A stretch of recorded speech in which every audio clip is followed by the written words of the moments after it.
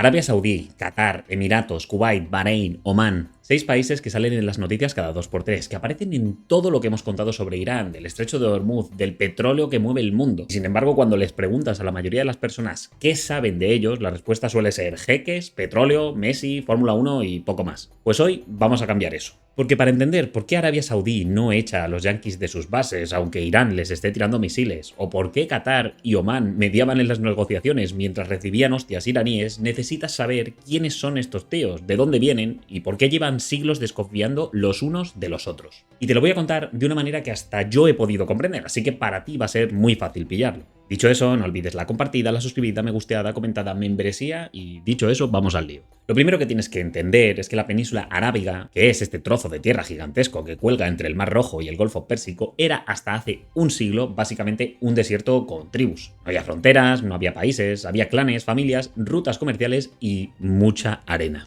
No me gusta la arena.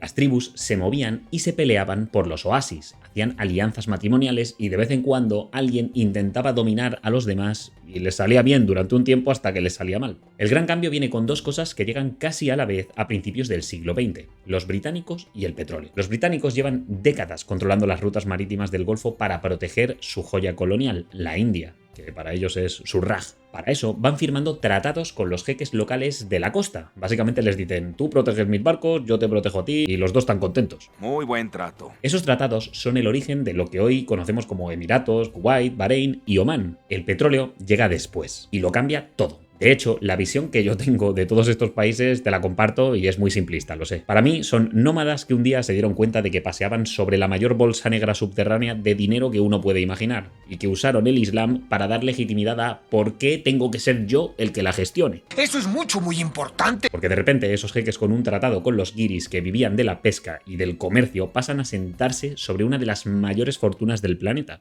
Y aquí es donde entra el actor principal, Arabia Saudí. Arabia no se forma como los demás, no nace de un tratado con los británicos, nace de una conquista, de un hombre, Ibn Saud, que entre 1902 y 1932 se dedica a unificar por las buenas y por las malas prácticamente toda la península bajo su control, claro. Ibn Saud no era un diplomático ni un negociador, era un guerrero que iba de tribu en tribu, clan y les hacía una propuesta que no podían rechazar. O te pliegas o te pliego. Y tenía una ventaja enorme, una alianza religiosa. Porque Arabia Saudí tiene 2 pilares que la hacen única en la región. La familia Al Saud, que son los que mandan desde entonces, y el wahabismo, que es una corriente ultraconservadora del Islam sunita. Estos dos se asociaron hace siglos. La familia da el poder político y los religiosos dan la legitimidad. Y ese pacto sigue en pie a día de hoy. Eso explica muchísimas cosas. ¿Por qué Arabia era tan cerrada hasta hace nada? Que a ver, no es que ahora sean woke ni nada por el estilo, pero ya me entendéis. Que aquí las mujeres no podían conducir hasta el 2018, ahorraros chistes. Pero también explica por qué el príncipe heredero Mohammed bin Salman, el MBS, está haciendo lo que está haciendo ahora, que es básicamente modernizar el país sin romper ese pacto con los religiosos, que es el equilibrio más delicado del mundo. Insisto en que la realidad es que ha recortado bastante el poder operativo de la línea más dura y de la policía religiosa. Y no trato de blanquearlo, solo quiero que veáis esa tendencia. De hecho, quiero comentaros algo que resulta muy interesante.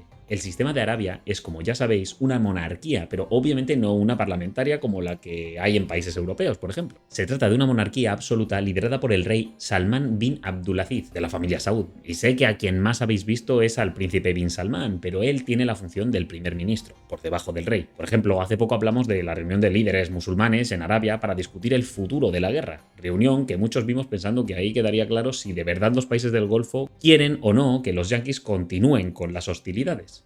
Y quien participó de parte de Arabia fue el príncipe Faisal bin Farhan. Todos son familia, pero sí, el siguiente príncipe en la lista para el trono es bin Salman. Arabia, al final, es una gran empresa familiar que controla esta familia Saud. Y así se convierte en el país dominante de la región. Es el más grande en territorio y el más poblado del Golfo, y tiene las mayores reservas de petróleo del mundo. Algo que trae también la ambición de ser el referente del Islam sunita a nivel global. De hecho, pauso para decir que Arabia empieza a estar cada vez menos bloqueada en Hormuz también porque ya está sacando cerca de 7 millones de barriles por el puerto de Yanbu. Esta cifra era más o menos la que exportaba antes del conflicto. Lo que pasa es que casi todo salía por Hormuz, claro. Y sí, esto no quita que los hutíes en Yemen ya están metiéndose en el conflicto, pero te doy el dato simplemente para que estés actualizado. Los rebeldes hutíes de Yemen, respaldados por Irán, afirman haber llevado a cabo su primera operación militar en la guerra de Irán, lanzando una lluvia de misiles balísticos contra objetivos militares israelíes sensibles en la madrugada del sábado. Dicho eso, sigamos porque ahora veremos cómo esta trayectoria de Arabia crea fricción con sus vecinos. Porque mientras Arabia estaba conquistando la península, en la costa del Golfo los británicos estaban construyendo su sistema de protectorados. Kuwait es el más viejo en términos de entidad política reconocida. La familia Al-Sabah lleva al frente desde el siglo XVIII. Siempre han sabido hacer un equilibrio imposible, estar entre Arabia Saudí e Irak, dos vecinos mucho más grandes que ellos y con ganas de comérselos. De hecho, ya sabéis lo que pasó en 1990 cuando Saddam Hussein decidió que Kuwait era una provincia iraquí que había perdido por error. Lo que salvó a Kuwait fue exactamente lo mismo que la pone en riesgo, ser demasiado pequeño para defenderse solo y ser demasiado rico para que nadie lo deje en paz. Por otro lado tenemos a Bahrein, que es básicamente una isla, pequeñísima, sin casi petróleo propio comparado con los demás, pero con una posición estratégica clave. Está en el centro del Golfo y tiene la quinta flota de la Marina estadounidense instalada ahí. Es el portaaviones fijo de los yanquis en la región, y hay una peculiaridad que lo hace muy interesante. La mayoría de su población es chií, pero quien manda es una familia suní, los al-Jalifa. Eso crea una tensión interna constante que Irán ha intentado explotar varias veces en el pasado, porque los chiíes de Bahrein miran a Teherán con cierta simpatía, lo cual explica por qué Bahrein odia tanto a Irán. Por otro lado, Omán es el raro del grupo. Siempre ha ido a su bola. No es wahhabi como Arabia, sino ibadí, que es una corriente del Islam completamente distinta y mucho más tolerante. Y tiene una tradición diplomática única en la región. Hablan con todo el mundo. Con Irán, con Israel, con los yanquis, con los hutíes de Yemen, con cualquiera. Son los mensajeros perpetuos del Golfo, los que van y vienen con los papelitos en las negociaciones. De hecho, era lo que hacían en las negociaciones entre Estados Unidos e Irán antes de la guerra. Lo que no les ha quitado de recibir ataques iraníes, especialmente aquellos tan vistosos en sus depósitos de crudo listo para exportar. Esto les da un poder desproporcionado para su tamaño. Cuando tienes conversaciones con todo el mundo, vales mucho.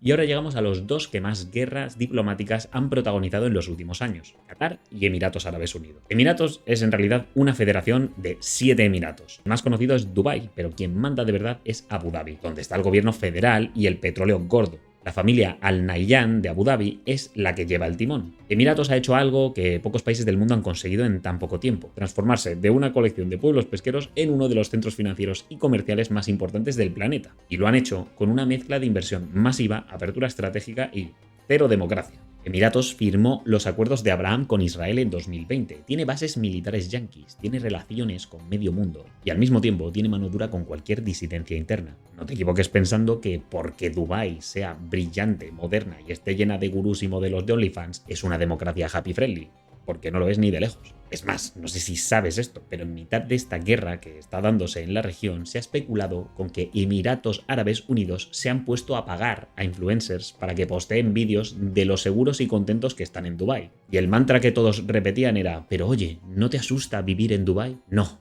porque sé quién nos protege. You live in Dubai, aren't you scared?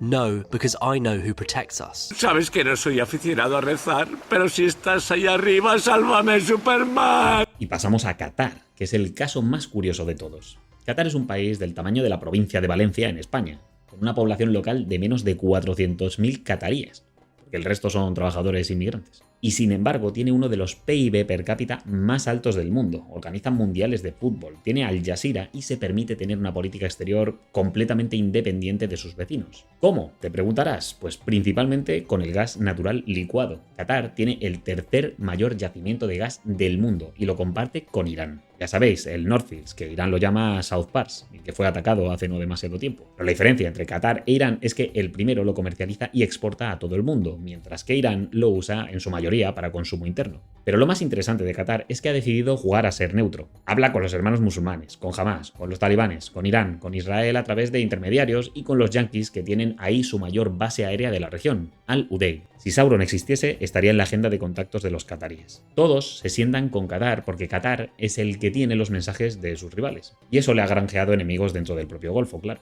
Ahora bien, lo más importante, en 2017 estalló algo que dejó al mundo sin palabras. Arabia Saudí, Emiratos, Bahrein y Egipto rompieron relaciones con Qatar y le pusieron un bloqueo. Le cortaron las fronteras terrestres, le bloquearon los puertos, le cerraron el espacio aéreo. Y dirás, ¿por qué le hicieron eso? Pues porque Qatar va de bueno, pero al parecer financiaba el terrorismo y tenía relaciones demasiado cálidas con Irán. Vamos a aterrizar esta idea para que lo veáis. porque Qatar, con Al Jazeera y sus apoyos a los hermanos musulmanes, estaba financiando y dando voz a movimientos que desestabilizaban al resto de monarquías del Golfo. Emiratos y Arabia no podían tolerar que un vecino pequeño financiase a grupos que cuestionaban su legitimidad en sus propios países. Y os lo explico para que entendáis bien lo peligroso que era esto para Arabia y Emiratos en concreto. Estos hermanos musulmanes a los que Qatar daba voz son un movimiento islamista suní fundado en Egipto en 1928. Hicieron con la idea de renovar la sociedad musulmana usando el Corán como base moral, social y política, en un contexto de crisis interna en todo el mundo árabe y de rechazo a la influencia colonial occidental. No solo ha perdurado en el tiempo, sino que en Egipto llegaron a su momento de máximo poder tras la primavera árabe. Mohamed Morsi, vinculado a la hermandad, ganó las elecciones presidenciales en Egipto en 2012, pero en 2013 fue derrocado por el ejército.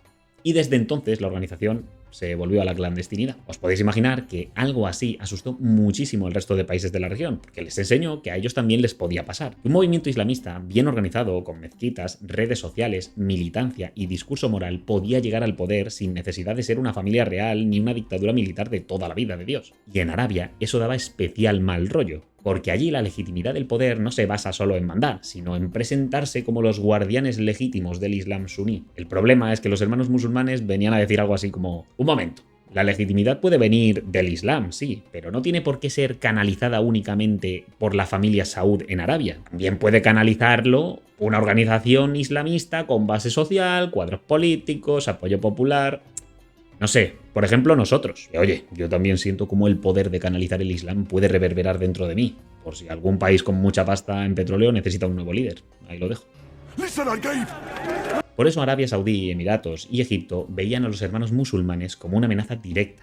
No son solo religiosos, son un movimiento político con capacidad para movilizar masas, ganar elecciones y cuestionar monarquías o regímenes militares, algo que, tal como digo, se vio en Egipto en el 2012. Y por eso a ninguno de ellos les hizo gracia que Qatar les hiciese de altavoz, por eso bloquearon el país durante 3 años y medio. Qatar aguantó porque tenía el gas para vender, Turquía le mandó comida por avión e Irán le dejó usar su espacio aéreo, porque Irán ya veis que es más razonable cuando hay desestabilización regional de por medio. En cierto sentido parece el puente aéreo con el que los yanquis mandaban suministros a Berlín Occidental mientras Alemania estaba dividida con los soviéticos. Al final se reconciliaron en 2021, pero las heridas siguen ahí. La desconfianza entre Qatar y Emiratos en particular es real y profunda. Y deja que te diga, porque igual te estás haciendo la misma pregunta que yo me hice en su momento.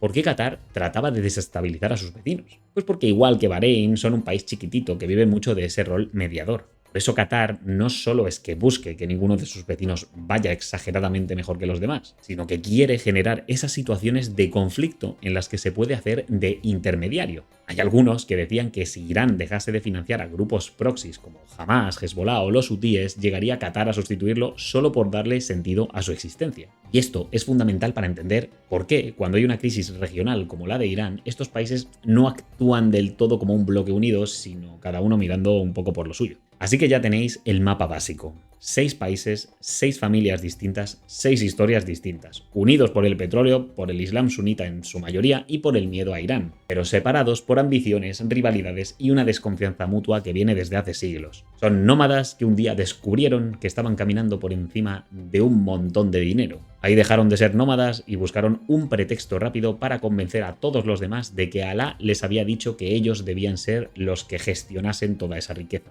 Por eso digo que aquí el Islam es meramente una herramienta para legitimar a los dirigentes mientras explotan ese dinero. Arabia quiere ser el jefe, Emiratos quiere hacer negocio y ser potencia global. Qatar quiere ser el intermediario de todos, Kuwait quiere sobrevivir entre gigantes, Bahrein quiere que los yanquis no se vayan nunca y Omán habla con todo el mundo sin pelearse con nadie. Con esto, lo que quiero poner sobre la mesa es la imagen de por qué lo que está pasando en el Golfo no es una guerra por la religión ni por el territorio. Es una guerra para ver quién controla el grifo del que sale la energía que mueve el mundo. Y en esta guerra hay, tal como veis, un equilibrio muy fino entre las petromonarquías que tienen un objetivo común, pero no compartido, que es forrarse con el petróleo mientras tratan de restarle peso a sus vecinos. Lo que pasa es que ahora tienen un enemigo más relevante, que es Irán. Y bueno, efectivamente he dejado un país sin tocar, que es Yemen, y que es extremadamente relevante porque los hutíes se han metido de facto en la guerra, lanzando misiles al sur de Israel. Pero creedme que lo de Yemen es para dar de comer aparte, así que mejor lo dejamos para otro vídeo si os parece bien. Porque al final de todo esto lo que tienes que tener en cuenta es que yo no tengo ni idea del asunto, así que trata tú de ilustrarnos ahora. ¿Crees que la guerra de Irán unirá a estos países o que cuando se acabe volverán a las rivalidades de siempre? ¿Se meterán en la guerra o tratarán de buscar una salida negociada? ¿Qué crees que le espera a la región del Golfo en los próximos años? Y lo más interesante, ¿quién crees que está jugando mejor sus cartas? Suscríbete si no lo has hecho y píllate la membresía que ayuda una barbaridad. Echa un ojo a los vídeos para mantenerte en el debate y nos vemos en la próxima. Hasta luego.